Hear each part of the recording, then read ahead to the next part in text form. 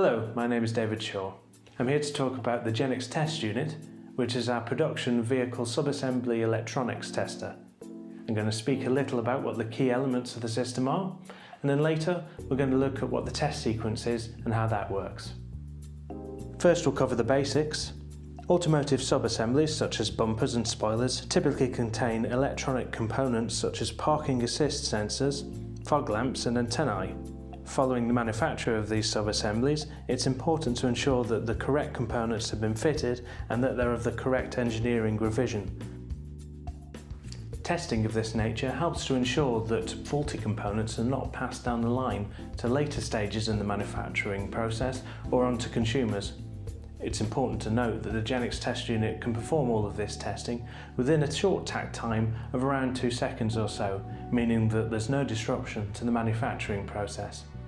So let's have a look at the Genix Test Unit itself in more detail.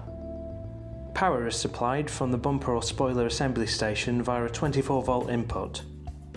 It features CAN or RS-232 communication, which allows the unit's firmware to be upgraded in order to test different vehicle variants as vehicle programs come and go.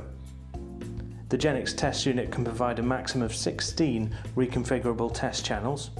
Communication between the Genix Test Unit and the device under test is achieved via these measurement I/O, which are wired to the zero insertion force connector, which then connects physically to the bumper harness. Test results are fed back to the PLC via the PLC outputs. The PLC inputs allow the PLC to communicate with the Genix Test Unit, to initiate tests, and to specify which engineering variants of components should pass the test. Genix Test Units can be configured for an array of equipment typically found within automotive bumpers and spoilers, for example parking assistance sensors, parking distance sensors, PED sensors, cameras, airbags, passive entry sensors, fog lamps and much more. If you require custom test capability, this is available on request. For each device there are 3 types of test available. The first option is to check the electrical profile matches what is expected for that type of device. The second test option is communicative and involves talking to the device over automotive protocols such as LIN to ensure that the correct engineering revision has been fitted. The third test option is functional. For example, pedestrian sensors are fitted to automotive bumpers and detect the pressure of any collision so that the vehicle's bonnet can be loosened and soften its impact. They consist of 2 sensors at either end of a plastic tube fitted along the width of the bumper. The Genix Test Unit can test PED sensors by using an actuator to squeeze the pressure tube and then communicates with the sensors to ensure pressure is being detected at each end, hence simulating a road traffic incident. The Genix Test Unit is installed in the electrical cabinet of the assembly station and is then wired from one end to the PLC and to the ZIF connector from the other. It connects to the device under test via the ZIF connector. This specialised interface is designed to reduce wear on connections and can be stored for easy factory floor operation in a holster or using magnets.